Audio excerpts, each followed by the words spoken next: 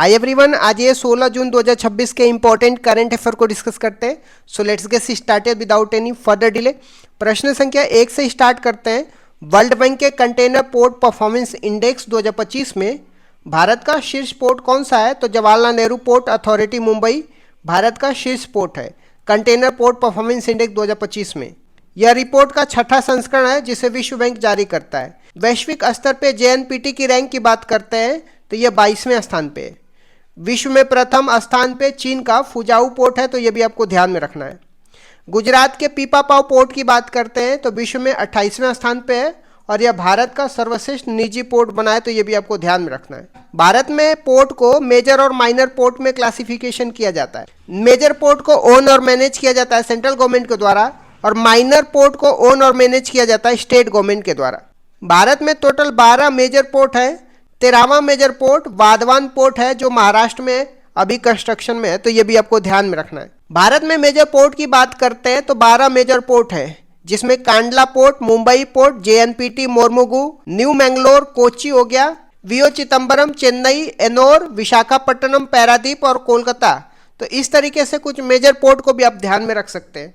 आ जाते हैं next question पे। ट्रेडमार्क हासिल करने वाला देश का पहला मंदिर कौन सा बन गया है? तो जगन्नाथ मंदिर पुरी उड़ीसा का बन गया है। इसने अपने नीला चक्र लोगो और 2 विशेष शब्दों जिसमें पतित पावन और आनंद बाजार के लिए ट्रेडमार्क हासिल किया है।